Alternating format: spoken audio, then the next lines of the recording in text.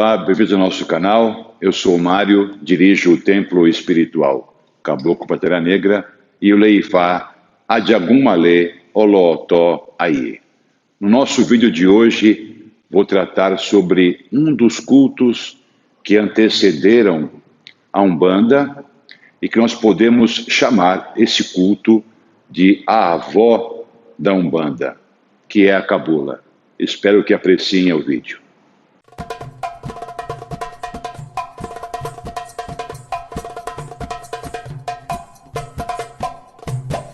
Vejam, esse vídeo ele vai ser um complemento do vídeo que eu falo sobre a santidade, porque alguns elementos que eu trouxe que falam sobre a Cabula também se remetem à santidade.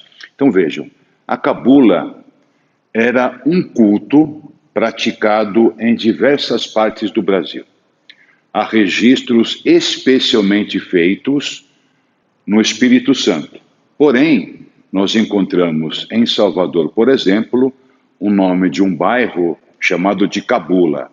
E segundo as pesquisas mais recentes, esse nome desse bairro se deve à prática da Cabula naquela região. Então nós temos registro tanto em Salvador quanto no Espírito Santo e depois vem para o Rio de Janeiro. Então, provavelmente tenha saído da Bahia, vindo para o Espírito Santo e finalmente para o Rio de Janeiro.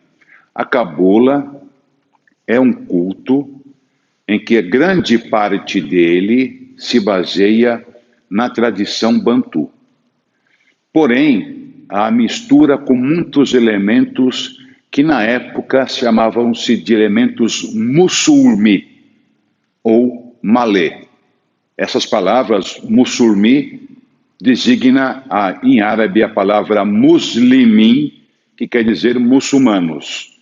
E malê é a palavra imalê, iorubá, que também designa muçulmanos. Então, a Cabula se constrói com esses dois povos que foram para o Brasil escravizados. E o nome Cabula vem da alteração da palavra cabala. Então, essa cabala que se fala, nós vamos encontrar também mais recentemente nos livros do Tancredo, nos anos 50. Inclusive, tem um livro que ele publicou chamado A Cabala da Umbanda. Então, esse nome já existia, não no sentido da Cabalá judaica, do misticismo próprio do judeu, mas como algo secreto, como algo desconhecido. Então, a Cabula tem esse mesmo sentido, porque era uma prática que era bastante reservada.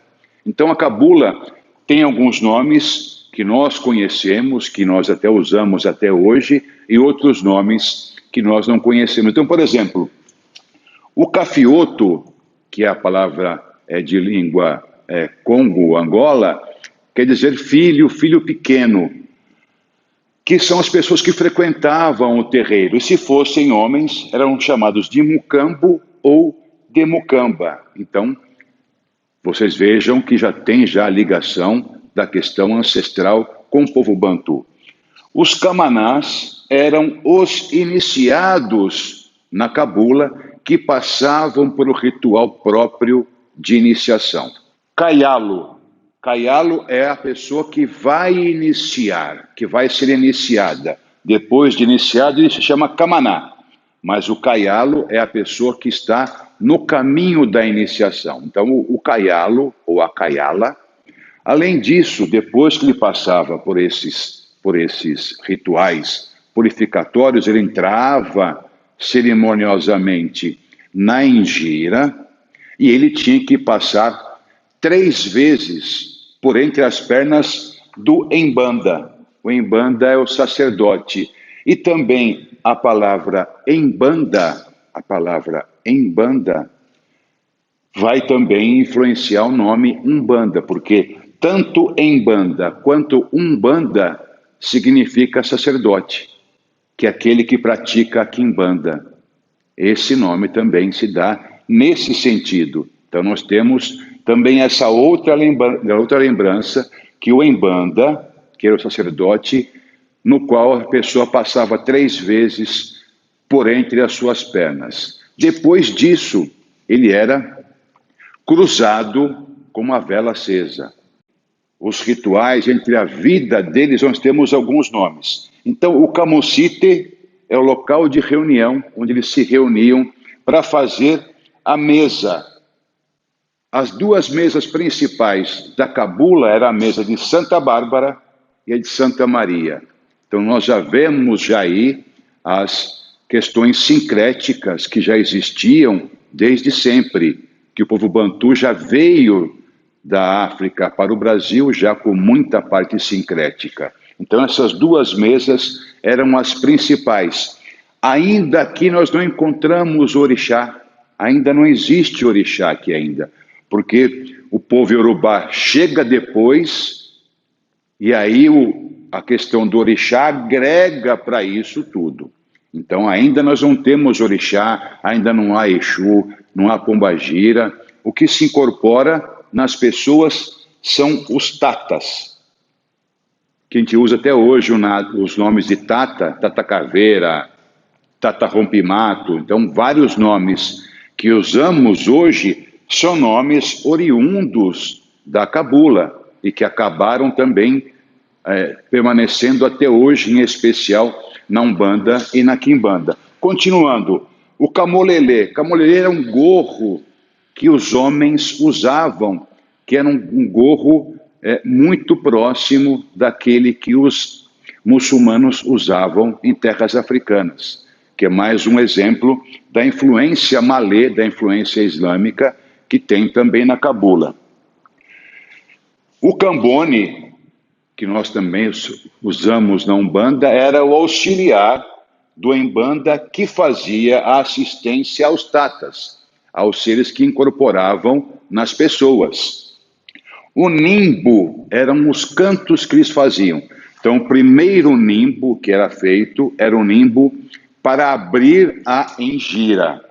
Então, um canto que abria a engira. Logo depois de abrir-se a engira, cantava-se o segundo nimbo, que é lógico, para defumação. Então, depois da engira, aberta a engira, nós fazíamos a defumação. Então, o segundo canto, logo após a abertura, era o de defumação. E aí defumavam todas as pessoas que participavam, tanto os camanás, os iniciados, os caialo, que hoje nós chamamos de abiano, candomblé, que são aqueles que estão se preparando para serem iniciados, como os cafiotos, né, que são o público em geral, mucambo homens, mucamba mulheres. Então nada se cria, tudo vai se adaptando às novas realidades dos seres humanos. Na cabula há o culto, a reverência a Deus, e há o culto especial aos baculos. O baculo, na tradição bantu, se refere aos ancestrais. Porém, na cabula, o baculo vai um pouco mais além dos ancestrais, como também o baculo pode ser representado por elementos da natureza. Então, forças da natureza que também podem ser representados pelos baculos, e é o que eles se manifestam nas pessoas. Então, os tatas são os baculo, o que incorpora nas pessoas. Então, baculo, para o povo bantu, é o nome que se dá aos ancestrais. Também você vai encontrar, depois na Umbanda e depois na Quimbanda, também os bacuro, que é a mesma ideia, só que mudou baculo para bacuro, mas é a mesma palavra que designa o ancestral. Outra forma de eu chamar o estado de transe, então a incorporação dos tatas, que são os baculos ancestrais ou forças da natureza, o estado de transe que eu tenho se chama santé. Esse termo santé vem daquele vídeo que eu falei anteriormente, do vídeo falar sobre a santidade, que é a manifestação, é o transe que a pessoa em se encontra por meio das cantigas, das danças, e no caso específico da cabula, pelo consumo do tabaco, seja ele fumado, seja por rapé, da mesma forma como se dá o transe na santidade. Então veja, a bisavó, melhor dizendo, a mãe da cabula, nós podemos dizer que é santidade. A filha da cabula, nós podemos dizer que é macumba. E a filha da macumba, são duas filhas especificamente. A primeira é uma filha que depois divide-se em duas, que é a Umbanda, que depois derivou para a Quimbanda. Então, no histórico do que nós praticamos hoje, a cabula tem um papel fundamental, porque depois da santidade, que era um culto indígena católico, a cabula já entra já com os elementos afro, já sai somente dos elementos católicos indígenas, e aqui entram os elementos afro. Então é nesse contexto da circulação das memórias brasileiras, católicas, indígenas e finalmente negra, que a cabula se desenvolve. Então a cabula é o primeiro culto sistematizado e organizado que existe no Brasil, que mistura as nossas três configurações básicas, da influência católica, da influência da própria questão indígena e da influência da tradição africana.